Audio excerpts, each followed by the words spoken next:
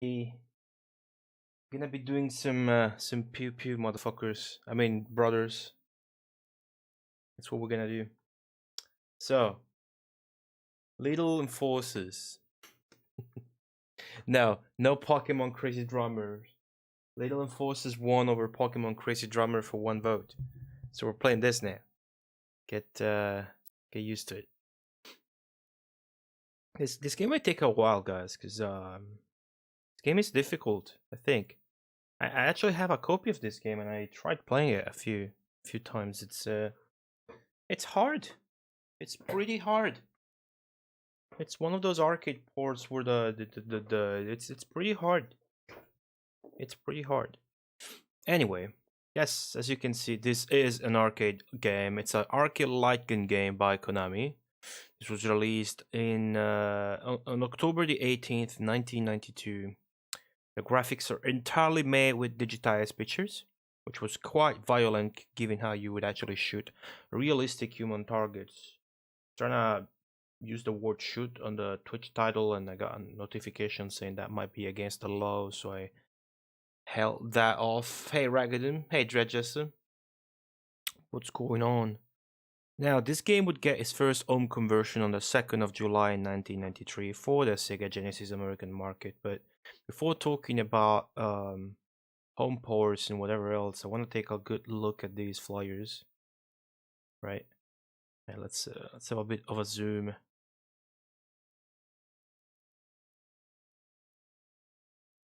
Dimensions of the cab, yeah, because these flyers would be more about the arcade owners than the actual players. 2-player upright gun game, buy-in and continuation. Horizontal monitor features digitized graphics. 2 different modes, standard or street version. The switch adjustable. 1992 Konami. See what's on the back there of the same flyer. These dudes don't look extremely convincing, by the way. Especially him. Alright, let's see what this says. Hold on. 2 different modes, blah blah blah. Alright, we're gonna have to make this pretty big. There you go. In Konami's new gun game, Little Enforcers, you take control as a detective in the toughest section of the city. Test your merit as an officer of the law against the most dangerous criminals around. The action begins when you're called to the scene of a bank robbery in progress. Help the patrolman on the scene by shooting the robbers. Make sure not to hit the innocent victims. Follow the perpetrators out of the bank, then test your skill at hitting moving targets in a high-speed car chase. And it's off to Chinatown and its surroundings to protect the citizen from violent ninjas and more gun-toting villains. Yeah, I forgot about this. You hit Chinatowns and there's ninjas, dude. Forgot about this. After you have the situation under control, proceed to Metro Airport to neutralize a hijacking attempt. Then race off to the city port, where a major drug deal is taking place. Finally, you are called to a highly volatile condition at the chemical plant. Watch out for hidden enemies, toxic explosions, and be prepared for an intense night vision challenge. In between stages, shooting ranges are given for you to test and improve your marksmanship. Also, after each stage, your accuracy stats are shown. This determines your rank in the police force: patrolman, detective, sergeant, lieutenant, captain, or commander. Little Enforcers features incredibly realistic digitized graphics. Each stage contains several different scenes and many hidden surprises. The game can be played in 2 different modes. In the standard mode, the game is played in the sequence described above. In the street version, players can select which scene they want to play in any order. With these options, as well as exciting, challenging gameplay, Lethal Enforcers is a surefire hit for any location. Konami. Dude, just really wanna get close up of a close up of this guy's face. He doesn't want to be there, dude. He really doesn't want to be there. Spoilers, indeed. Well, I already pretty much knew the stages anyway, so it's all for the lore. I can sacrifice my virgin brain for the lore. Here and there. not today. So we were talking about how it got its first home conversion on the 2nd of July 1993 for the Sega Genesis, the Mega Drive's American market.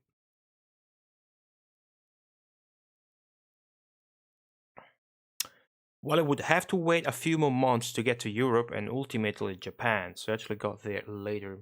Hey Antoine, gonna have to go down there and click the Megamarathon logo. I don't have a command for that. I guess I should make one. I see many people trying to use that. Yep. So I actually have a copy of this that was sent by a kind viewer. So should probably look at that maybe later. Now let's read what's on the back of the boxes. This kind of game always have the most hilarious shit on the back of the box or the advertisements. Hey Jack, non-funny Jack. All right, Armed and Dangerous. This game comes equipped with a justifier. Your Little Enforcers video game revolver. Yes. MA17. MA17. We're gonna talk about that later. All right. The poll command is only for me to use. It's too invasive. It's too invasive. Shame on you for not being patient enough to read that super long, super slow text scrolling thing. Here you go, Antoine. Here you go. Here you go. Jokes aside. News that hits home. Little Enforcers comes to Sega Genesis. Let's get a fucking full screen zoom. I like that. I like that full screen. Dan the man with the Dan plan. What is going on? Directly translated from the deadly arcade hit, Little Enforcers is out to clean up the streets in the baddest parts of Chicago. Digitized graphics and sound will slam you into cold reality and heated action. Your job is to defend the innocent and protect yourself from a fatal case of lead poisoning. Your side iron, the Justifier, is packed inside and ready to blow you away with a true arcade experience. Just like the arcade game, you've got the quick reload feature. Time it just right so you don't run out of ammo while you're trading bullets with a scum of earth. Upgrade your firepower along the way to Magnum, 12-round automatic, assault rifle, shotgun, machine gun, or grenade gun. Little Enforcers. Your type of street cleaning takes place where the dirtiest deeds go down. But first, a training level lets you take target practice and take you out of frustrations, then on to reality. Be on the lookout for bank job in progress, high-speed chase, ninjas in Chinatown. Saying it like it's no problem, brother. Hijacking at the international airport, drug deal at the shipping dock, helicopter chase. Chemical plant sabotage with volatile heat of the night vision. The pressure under fire is so intense you'll be sweating bullets. At the end of each level, you'll get your hit percentage and your performance rank, from patrolman to commander. You'll need to obtain a certain accuracy percentage to proceed. Percentage? When you're a top cop, you see and hear it all, and you will, in incredibly lifelike digitized graphics, realistic settings, and total intense sound effects. Hot shots earn extra lives, but watch out for the innocent bystanders, or you could lose a life. And hey, let's be careful out there. Hit the streets alone or take along a partner to cover your butt. Second player can use controller or mail in for a second Justifier game gun. See inside for details. We're gonna talk about that, but you heard that right. Mail in for a second Justifier game gun. Yep, and it actually explains it. Nice. Enclosed Justifier game gun is a different color than the gun that appears in the package. Oh, okay, no, this is mentioning about it's blue. The gun is actually blue. The gun enclosed is designed to be used expressly with this game. Any misuse of this gun is not condoned by Konami of America Incorporated. So that's obviously to something they had to write to, get away with a violent game with realistic human beings. You actually shoot at people and blah, blah, blah. They definitely could have not made this gun black or gray. It had to be blue or pink, as we will see. Vote for Okuto no Ken. That makes it almost a tie with Best Masses. What's Confidential Mission? I haven't heard of it. So take a look quickly at the other packages. So there's a European version. The box art is the same, but it goes horizontal. It goes horizontal. You can barely read that, so I'm not gonna bother. And then the Japanese package. Rizaru Enforsasu, including the Justifier. The Justifier. Well, you can kind of see this is the same guy. Dude. Hold on. It's the same dude. It's the same dude. With that mullet. That's the more fearsome cop I've ever seen in my life.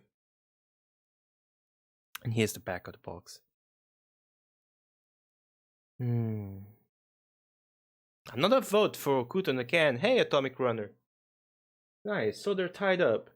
Well, Ken has the advantage that he already came up in a poll before, so I think he had a couple votes already beforehand.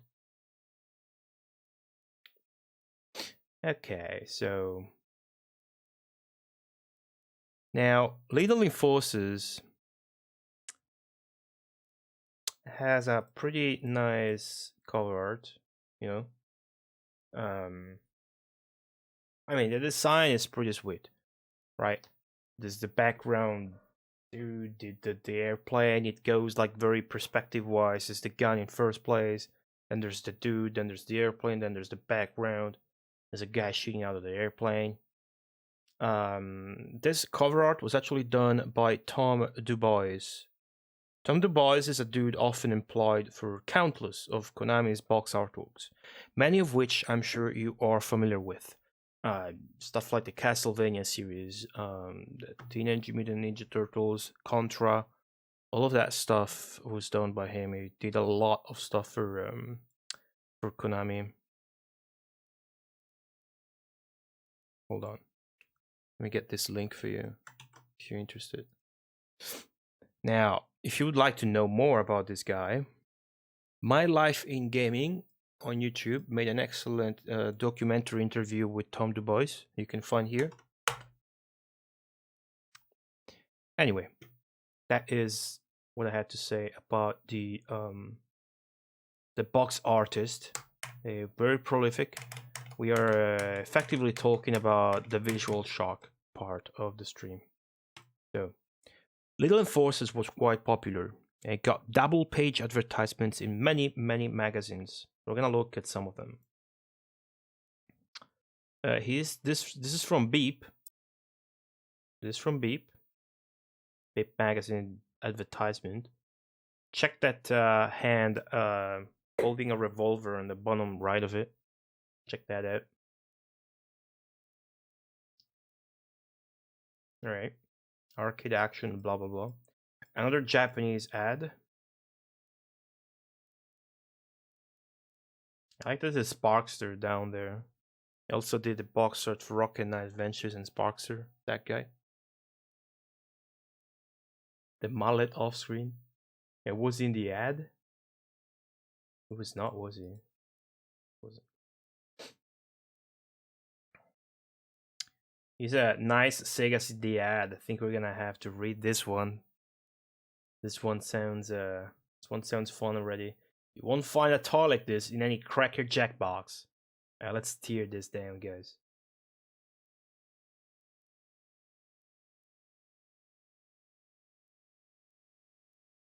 We needed a gun to bring the street home. Little Enforcers comes to Sega CD and Sega Genesis packed with a powerful surprise inside. The Chicago PD needs you to go up against a slew of terrorists like you've never seen. Every deadly move is digitized from actual human movement. It's so lethal we needed to load your side iron, the Justifier, into every package for a total arcade experience unlike anything you've played at home before. Just like at the arcades, you've got to time the quick reload feature exactly right so you don't run out of ammo. Upgrade your firepower along the way with Magnum, 12-round automatic, assault rifle or grenade gun. 6 levels, including target training, will put your skill to the test in the parts of the Windy City that tourists never see. So it's like 5 stages, this game.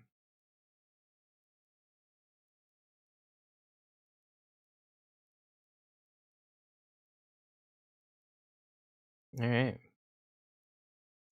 Be on the lookout for a bank job in progress, high-speed chase, ninjas in Chinatown, helicopter pursuit, and volatile head of the blah blah blah blah blah. Where to read that?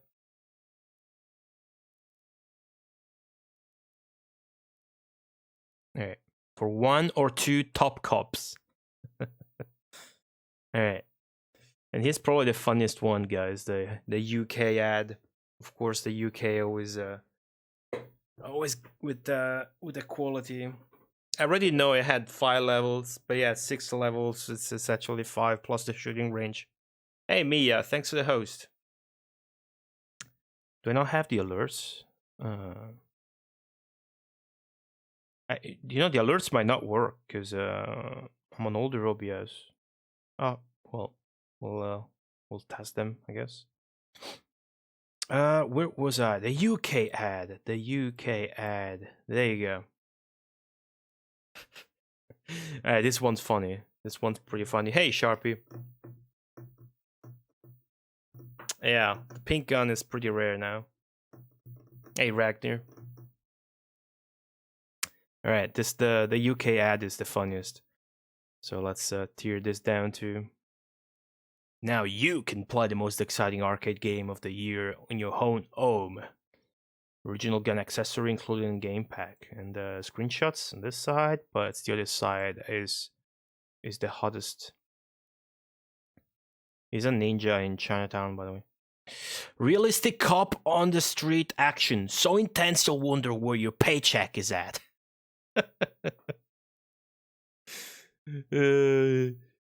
So intense to wonder where your paycheck is at the end of the week. Test your shooting skills against the most dangerous criminals in town in a fast-moving multi-stage battle for justice. To that European Mega Drive logo I adopted as my own. Hey, Taziadi. Thanks for the sub. The 17 months, thank you so much. And Ragadum, thanks for the cheer. I suppose the alerts are not working. Yeah, I think that's the issue with this version of OBS, because it actually integrates a fix for the. This was made by Puri, remember? Used to stream on Twitch. I'm using a different version of OBS that allows for fucking whatchamacallit. Filters out the full screen flashes that have to happen when you play liking games that are absolutely obnoxious and make the stream unwatchable. So we got none of that now, but on the other side we got no alerts. If Streamlabs lets me in, I'll fix it. Now, give me 1 second.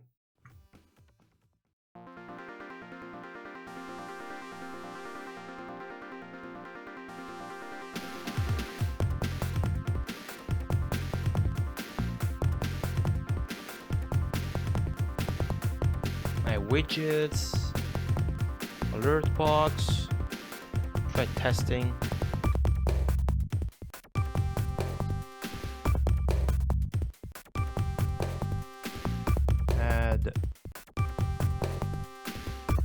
Yeah, it's just there's no browser source in this. I have to capture a window. Hold on.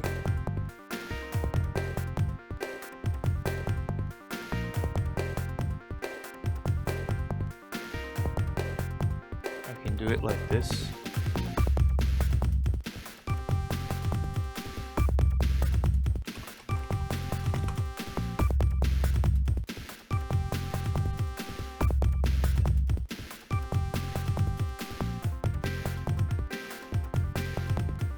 Yeah, I thought about other stuff. This one did not occur to me.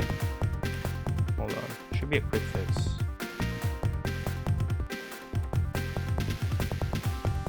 Alright, see, that's probably good enough. Let's see.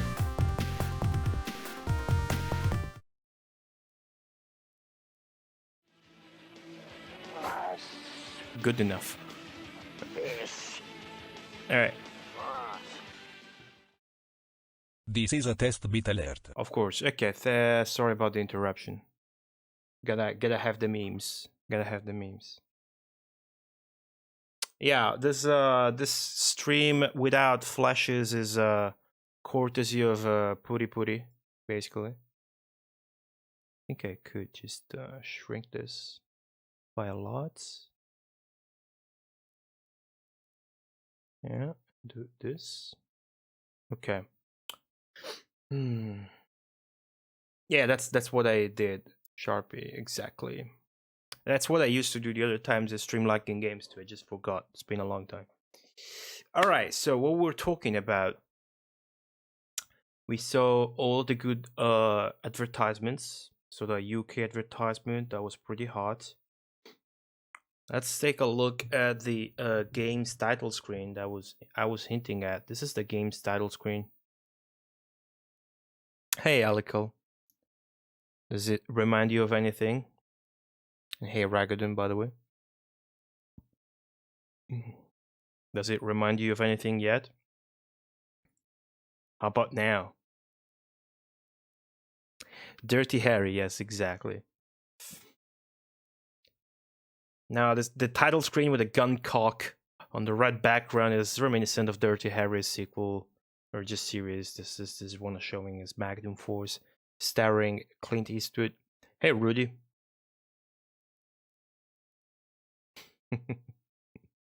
Little Weapon. All right. That is the whoa, my text thing died. LibreOffice, please. All right, that is it for the visual shock.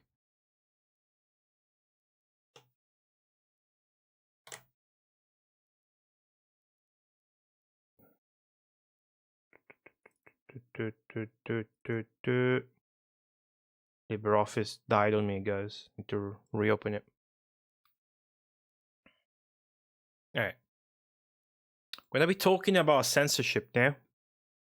We're gonna be talking about censorship because this game did not come out just for the Mega Drive, right? No, I lost by 1 vote to this cat. This was already out in the poll once, so it had more of a head start. Didn't start at 0 votes like Pokemon Crazy Drummer. But yeah. Now this game also came out for the Super Nintendo, guys. Although this I'm showing is NES stuff, but it's proper. Now the Super Nintendo version released in 1994.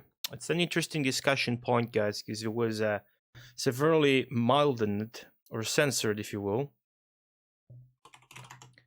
Let me get that emote in there. Now, like when you get hit, the screen cracks, like the glass of the screen cracks, and it's all red, like it's bloody. On the Super Nintendo, it's green.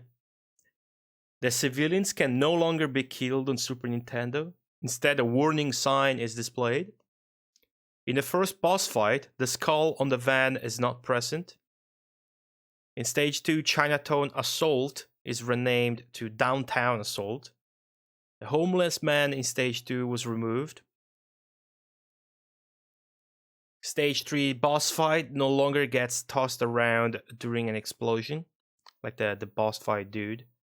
Stage 4, called the Drug Dealer, was renamed to the Gun Runners. In Stage 5, the chopper pilot no longer falls off of the chopper.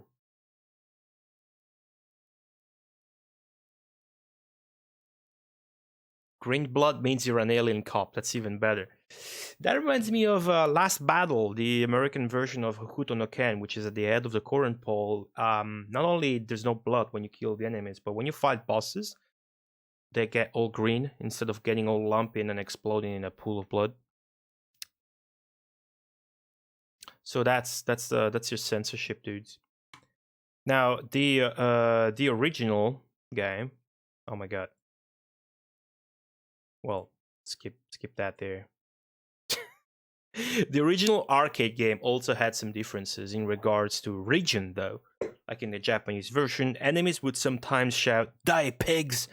which was removed from the overseas versions. Additionally, when it's time for the player to reload, the Japanese animation of revolver being reloaded was replaced with that of a woman shooting outside of the screen. That's a little trivia for regional differences in the arcade version. The game was also ported to the PlayStation in 1997. Excuse me, together with its sequel, Little Enforcers 2. The pack was called Little Enforcers Deluxe Pack in Japan. And like the Mega CD versions, they featured CD-DA music sampled from the arcade original. At the back of the box too, you can kind of see the gun is totally different on the PS version. But we're about to talk about that just now. So strap in. Get pistoled. There's also a Saturn version of this compilation that was announced, but it did not materialize, so that doesn't actually exist. Now, yeah, that cover is pretty bad. All of the home versions of this video game are supported by the Konami Justifier. Every version of this game packs in one of these bad boys. Although there's some differences, like the second game would pack in a different one, like a long barreled version of it. Plus, you see right here on the barrel it says the Justifier. It doesn't say that on the Super Nintendo version for some reason. So this would be either a Mega Drive or a Mega CD gun. Now, this was a specific light gun made as a replica for the revolver that you would use in the arcades. The peripheral is always bundled with the game. I've played with it. The aim is reliable, and the gun is easy to hold and to use for prolonged amounts of time. It's very light. It's got a trigger and it's got a start button here. You can see it in the picture, by the way. Yeah, that's the start button. You don't get any other buttons. It's just plastic and it works. What matters with a light gun is it can aim fucking properly in the video game, so it does its job. Now, the Justifier comes in a blue color. It's much better than the Sega Menacer when it comes to aim. But it was made blue because, as I was saying, it probably was not made black or gray as to not blow the game's controversy out of proportions. They already got, like, when I was noticing that in the box it said M17, that's because the Mega CD version of Little Enforcers was one of the first games to be rated like that by Sega's Video Game Rating Council, along with Night Trap. And the game was completely banned in Germany. This game. Now, to play this, you actually need to plug the gun on the second port and navigate the menu with a regular pad. So right now I have both connected. That actually raises the problem for a second player to jump in, right? It does. Now here in the picture you see the one at the top. Then you see the PlayStation 1, the green one at the bottom. And then you see another gun like this, which is pink. It seems more orange, but I think it's the picture. It's more like pink. Now, while the game does support 2 players, a second different gun, it's not just the color. You can kind of see the difference in the picture, but it's hard to spot. Let's see if somebody spots it. A different gun has to be plugged into the first one, and that's the difference. Now, if you see the bottom of this, there is like a plug. There is a bit of a plug. Looks like an Ethernet plug, you know. And you would have to plug the second one into the first one. The player 2 gun is pink and was only obtainable after sending mail, making it a pretty rare item nowadays. It wasn't actually sold in stores or whatever. You had to request one by mail. Hey, Aquas. No time to make a Probotector spin-off, exactly.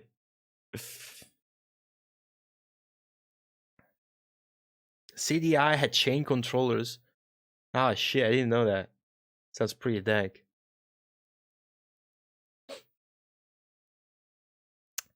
Okay, so that is it for the censorship shock. Let's move on to the sound shock. Now, this guy, who is actually pretty known in the sector because he works at Square Enix, whatever, made a bunch of Final Fantasy stuff too and other good shit. This guy's Kenichiro Fukui, responsible for the original music in Lethal Enforcers. However, the credit for the amazing conversion to the Mega Drive's YM2612, which is the Yamaha sound chip inside of the Mega Drive, goes to Atsushi Fujio and Osamu Kasai. This guy is always worked on a bunch of Konami stuff and were responsible for many of the sound programming that occurred in Mega Drive Konami games. The Mega Drive Konami games have a certain quality to them in general. Like, there's no bad Konami game on Mega Drive. And the sound of every Konami game on Mega Drive fucking rules. So we're gonna listen quickly to a bit of a comparison between the arcade sound and the and the Mega Drive one. Is to shoot. Hold on. What does the cat want? Where are you?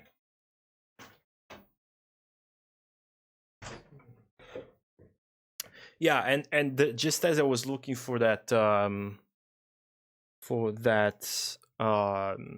song, this popped up in my Chrome YouTube tab, which is the documentary I linked to you earlier about the whatchamacallit, the box artist that did Lethal Enforcer and a bunch of Konami shit. So that's the video linked. This probably also talks about stuff that went this wrong gun, here. which is called a justifier. The U.S. Senate hearings on video game violence spurred the creation of the Entertainment Software Rating Board. Tom worked on a number of other projects along the way for companies like Jalico and Data East, but for the most part, his legacy with the video One video game maker was announcing the release of yet another brutal video game, which is called Lethal Enforcers. They're not This happy game about that, dude. encourages players to shoot this gun. Dude, how stupid does this guy look? He's holding a plastic toy gun which is blue. This guy. Oh, it looks so fucking dumb.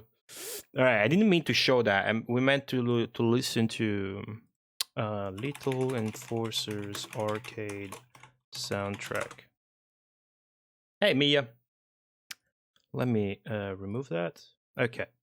So this is the shortest and one of the coolest songs in the soundtrack. It's called Black Boots. It's stage 2.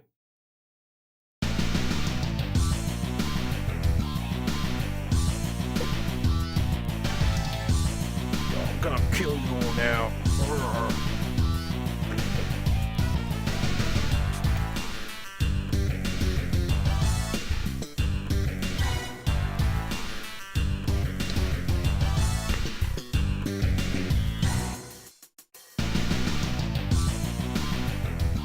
Right. Now let's have a listen to the Mega Drive version.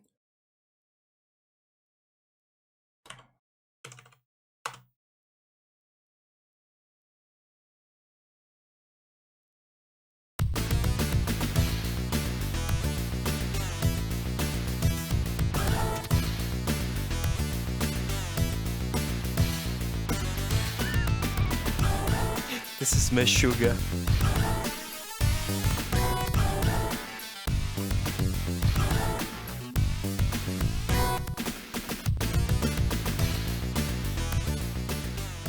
So it's pretty good. It's a pretty good port. It keeps all the gore, all the content. It does a FM sound version of the soundtrack. I'm gonna be really happy to play this. It's not gonna be like, yeah, I'm playing a cool Latin game on my home console, the Mega Drive, but it's a shit port, dude. It's not as good as the arcade game, of course, because it's a home console port. But then I get the FM sound version of the soundtrack, and my dick gets so fucking hard, you have no idea. So yeah, it doesn't look as fine as the arcade version, of course, but it's still got all the digitized graphics, the samples, and whatever else. So it's going to be fun. So a couple closing words about the composers that we're just briefly mentioning here. Composers. There's one composer and two programmers and rearrangers there, basically. So what did those two dudes work on? As I was saying, they worked on the sound for many Konami console games, including a lot of NES stuff. But if we're talking Mega Drive or, you know, more known stuff from that day on, just like Castlevania Bloodlines, Rocky Knight Adventures, Sparkster, Snatcher, Parodius, and Kasai, which is... Hey, Kale, thanks to the host. Kasai, which is this dude. Even worked on Vandal Hearts, probably my favorite PlayStation 1 video game. At the very least, my favorite game of the genre, and Symphony of the Night, Castlevania Symphony, as his last audio works, apparently, before moving on to be a producer. So, having said all that, I hope you enjoyed the little bit of research I've done today. Gonna move on to actually play